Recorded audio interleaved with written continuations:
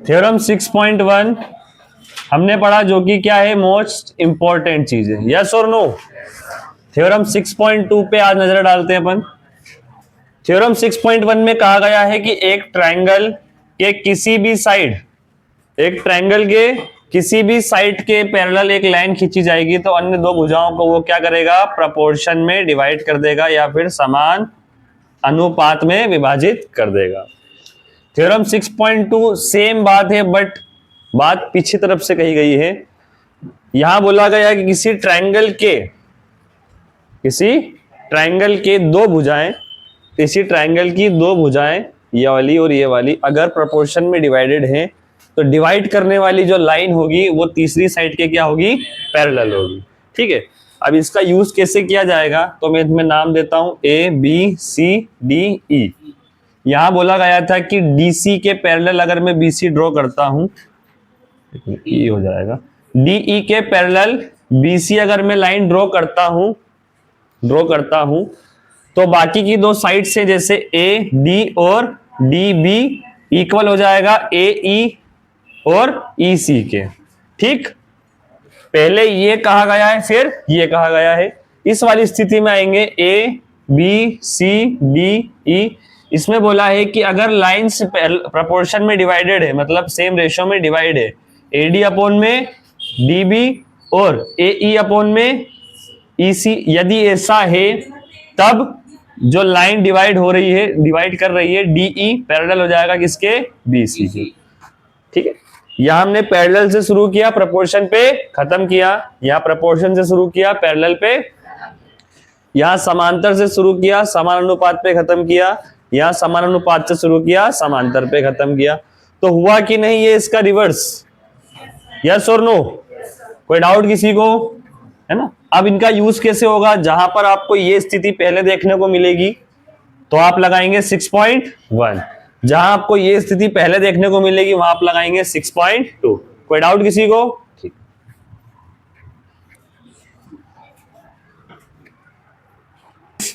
a line parallel to one side of triangle, if a line parallel to one side of triangle, it divide others two side in a same ratio। तो ये चीज क्या कर दिया मैंने, theorem 6.1 का use किया है, प्रमेय 6.1 या बीपीटी, बेसिक प्रोपोर्शनैलिटी थ्योरम, समान अनुपाती प्रमेय। ठीक है, यहां से देखो एडी अपॉन में डीबी, ए अपॉन में ईसी तो हो गया क्लियर। इसके आगे हम बढ़ेंगे तो हम देख, यहां हमें प्रूफ क्या करना है, एडी अपॉन में ए बी। क्या प्रूफ करना है, एडी अपॉन में ए बी। क्या प्रूफ करना है, एडी अपॉन में ए बी। सबसे पहला काम मैं क्या करूंगा, आप एग्जांपल में भी करके आए हो तो देखो इन्होंने क्या किया है, +1 किया है। दिख रहा है कि नहीं दिख रहा है? होमवर्क में क्या था ना, +1 किया है, लेकिन +1 में इसमें नहीं करूंगा। इस सबसे पहले मैं इसका कर दूंगा रेसिप्रोकल। क्या कर दूंगा, रेसिप्रोकल मतलब समझते हो ना, नीचे वाला ऊपर चला जाएगा, ऊपर वाला नीचे आ जाएगा। अब मैंने क्या करना है, दोनों साइड कौन कौन सी साइड है, एलएचएस और आरएचएस, क्या क्या था, ईसी ए ई, इसमें हमने क्या जोड़ दिया, दोनों साइड में हमने 1 1 ऐड कर दिया। जैसे ही मैं ऐड करूंगा तो यहाँ पे आप क्या लोगे, इसका एलसीएम, मतलब यहाँ पर क्रॉस मल्टीप्लाई हो जाएगा, एडी का इसमें करोगे तो डीबी प्लस एडी अपॉन में क्या हो जाएगा, एडी इज इक्वल टू, इसका इसमें मल्टीप्लाई, इसका इसमें मल्टीप्लाई, तो ईसी प्लस ए इंटू 1 करोगे तो क्या हो जाएगा, ए ई, और ए ई इंटू 1 करोगे अगेन क्या हो जाएगा, ए ई। कोई डाउट किसी को इसमें? अब यहाँ पे दो पार्ट डिवाइड कर सकता हूं मैं, एक है आपका क्या, डीबी, और एक है आपका एडी। डीबी ये रहा, एडी ये रहा। यस और नो? डीबी और एडी को मैं जोड़ूंगा तो क्या मिल जाएगा मुझे, ए बी। इसको ऐड करूंगा तो क्या मिल जाएगा, ए बी, अपॉन में जो एडी है एज इट इज रहेगा, कम इन। ईसी और एई, ईसी और एई को जोड़ूंगा, इसको और इसको जोड़ दूंगा तो पूरी लाइन मिलेगी यहां से यहां तक की। इसको जोड़ते से मुझे क्या मिल जाएगा, एसी अपॉन में क्या है, एई। कोई डाउट इस चीज में किसी को? इसके बाद का काम क्या करना है, हमें देखना क्या है कि हमें प्रूफ क्या करना था। ऊपर एडी है और एई है, इधर नीचे है, तो वापस हम इसका क्या कर देंगे, रेसिप्रोकल कर देंगे। ठीक है, ये आपका प्रूव्ड हो चुका है। ये एग्जांपल नंबर 1 था। ये क्या था, एग्जांपल नंबर, समझ में आया कि नहीं आया?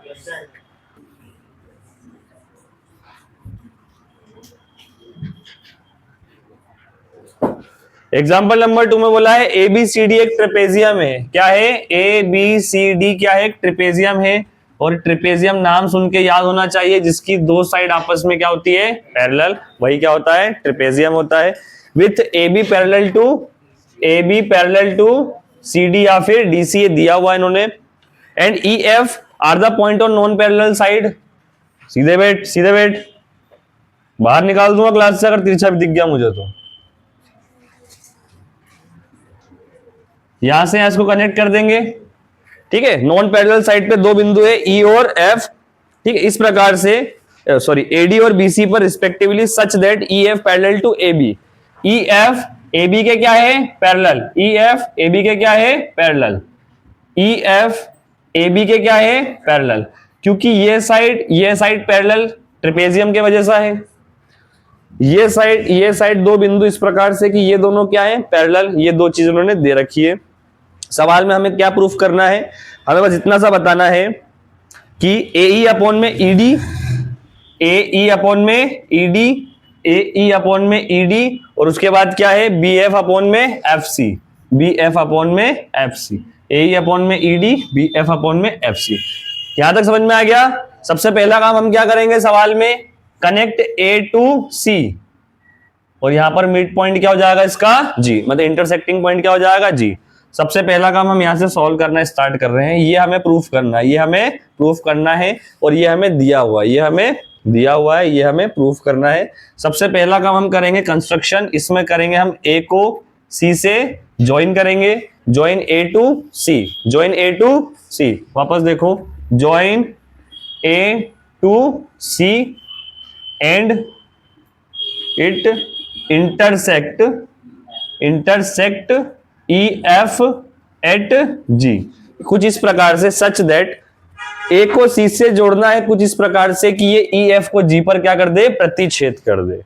ये हमने कंस्ट्रक्शन किया है ना, संरचना करी। इसके बाद का काम आप सभी जानते हैं कि यहां पर बोला गया है कि EF AB के क्या है? बोलो, पैरेलल है। अगर EF AB के पैरेलल हुआ तो EF AB के पैरेलल हुआ तो EG AB के पैरेलल होगा या नहीं होगा?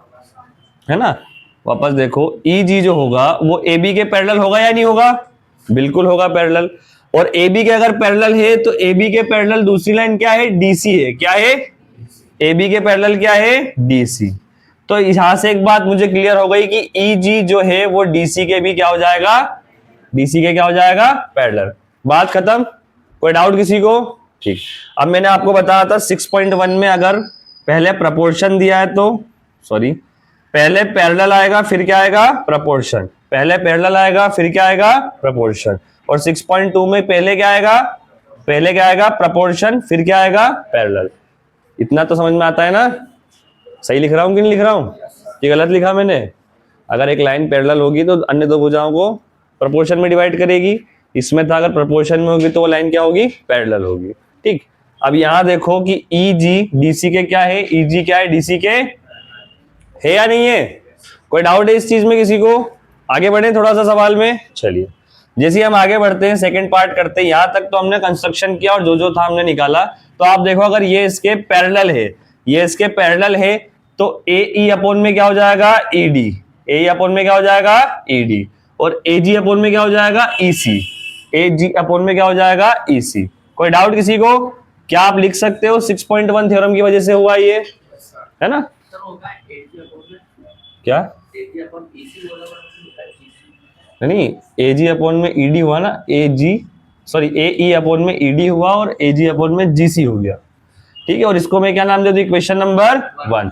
अब थोड़ा सा और आगे बढ़ूंगा। सिमिलरली, इतना कुछ नहीं करना है, एक वर्ड लिखना है इसी प्रकार से। हिंदी में और इंग्लिश में क्या लिखेंगे? सिमिलरली, या फिर कुछ इस प्रकार से GF और AB भी क्या हो जाएगा? पैरेलल, है ना? GF और AB क्या हो जाएगा? पैरेलल। अब ये पैरेलल हुआ तो यहां पर हम क्या कर सकते हैं बताइए? आगे का काम इतना सा कर सकते हो ना भाई? बोलो CG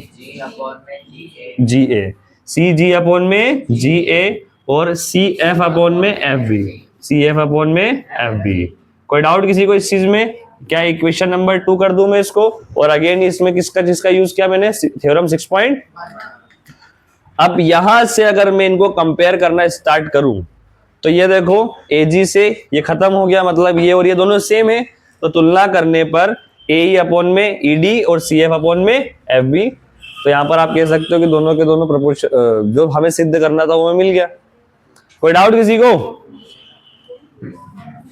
example number 3, example number 3 में दे रखा है कि in 6.16 P S upon S Q, P S upon में S Q is equal to P T upon में T R, P T upon में T R, and angle P S T is equal to P R Q, is equal to P R Q. हाँ जी, prove that P Q R is an isosceles triangle. P Q R कौन सा triangle है? सम द्विभाजित त्रिभुज। सम द्विभाजित त्रिभुज की विषय में आपको ये चीज तो पता होगा जिसकी दो भुजाएं समान होती हो। अगर सब लोग जिंदा हो तो पता होना चाहिए, कल परसों ही पढ़ाया था मैंने, 6 प्रकार का ट्रायंगल आपको बता दिया। तो उसमें से एक टाइप कौन सा था? आइसोसेलेस ट्रायंगल को भुजा के आधार पर सेकंड वाला बताया था जिसकी दो भुजाएं क्या होती है? समान होती है। ठीक है, अब यहाँ पे दिया क्या है, जो दिया उसको समझते हैं पहले। यहाँ पर पी है, यहाँ पर क्या है? यहाँ पर क्या है? मैं देख लेता हूँ, P S T Q R, T Q R. हाँ जी, कौन क्या क्या दिया है? पी एस टी ढूंढ लो, पी कहां पर है? ये रहा। एस कहां पर है? ये रहा। टी कहां पर है? ये रहा। मतलब पी एस टी यहां पर टर्न हुआ तो एंगल यही बनेगा। और पी आर क्यू मतलब एंगल यहां बनेगा। और ये दोनों एंगल क्या है? इक्वल। दोनों एंगल क्या है?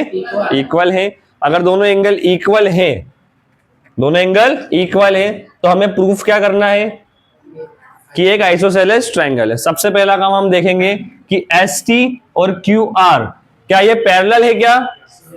है ना। अब वो हम कहां से निकालेंगे? यहां से। चलो देखो, सॉल्यूशन स्टार्ट कर रहा हूं। पी एस अपॉन में S Q, P T upon में T R, P S upon में S Q, P T upon में टी आर अगर है, तब एस टी पैरेलल टू क्या हो जाएगा? Q R. होगा या नहीं होगा? बाय थ्योरम कौन सी? 6.2। Bye theorem 6.2। प्रपोर्शन देके पैरेलल ढूंढ लिया मतलब 6.2, पैरेलल देके प्रपोर्शन ढूंढ लिया मतलब 6.1। तो इसके अनुसार ये लाइन एक दूसरे के क्या हो गई? पैरेलल हो गई। अब यहां पर देखो कि angle P S T is equal to P Q R, P Q R. Reason क्या है इसका? Corresponding angle. क्या है? अब कुछ लोग पहली बार नाम सुन रहे होंगे, ये वाला और ये वाला करस्पॉन्डिंग एंगल होते हैं, इसको हमें कहते हैं संगत कोण। क्या कहते हैं? एक किसी दो समांतर रेखा पे एक रेखा क्रॉस करती है तो ये वाला कोण क्या कहलाता है? संगत कोण। इस वजह से ये लाइन पैरेलल थी तो ये वाला एंगल और ये वाला दोनों एंगल क्या हो जाएंगे? इक्वल हो जाएंगे। क्या हो जाएंगे? इक्वल हो जाएंगे। कोई डाउट किसी को? साइड में लिखेंगे क्या? Corresponding angle. हिंदी में क्या लिखेंगे? संगत। क्या लिखेंगे? संगत कोण। आगे बढ़ते हैं, और क्या क्या दिया भाई इन्होंने? ठीक है, ध्यान से सुनो, इक्वेशन 1 नाम दे देते हैं। P S T, P S बराबर क्या था? पी आर क्यू, है ना। अभी फिलहाल में समझो ये दोनों कोण बराबर है या नहीं है, और ये दोनों कोण बराबर है या नहीं है? ये दोनों कोण बराबर है, तो मैं एक काम कर सकता हूं, लिख देता हूं कि P S T is equal to P R Q, और ये गिवन है, ये दिया है, ये चीज दिया है, ये चीज दिया है। भाई साहब ये इसके बराबर है, ये इसके बराबर है, तो ये दोनों बराबर हुआ कि नहीं हुआ? इक्वेशन 2 नाम दे देता हूं मैं इसको, और यहां पर मैं क्या कर लेता हूं? कंपैरिजन। क्या कर लेता हूं? कंपैरिजन, या फिर बाय कंपेयरिंग बोथ इक्वेशन। आप ये चीज तो पाओगे, यहां पर क्या पाओगे कि पी क्यू आर और P R Q, P S T same है, P Q R P R Q दोनों क्या हो जाएंगे? इक्वल। पी क्यू आर और पी आर क्यू ये दोनों क्या हो जाएंगे? इक्वल हो जाएंगे। और बहुत बढ़िया है, 9th क्लास अगर पढ़ी हो तो पता होना चाहिए। सबसे वैल्यूएबल थ्योरम होती है 9th क्लास के चैप्टर 7 ट्रायंगल की। उसमें लिखा हुआ है, यदि किसी त्रिभुज के विपरीत कोण, किसी त्रिभुज के समान कोण के विपरीत भुजा क्या होती है? इक्वल होती है। क्या होती है? इक्वल होती है। क्या होती है? इक्वल होती है ना। अब ऐसा कह सकता हूं कि angle P Q are, angle P R Q, angle P R Q अगर दोनों इक्वल है, दोनों क्या है?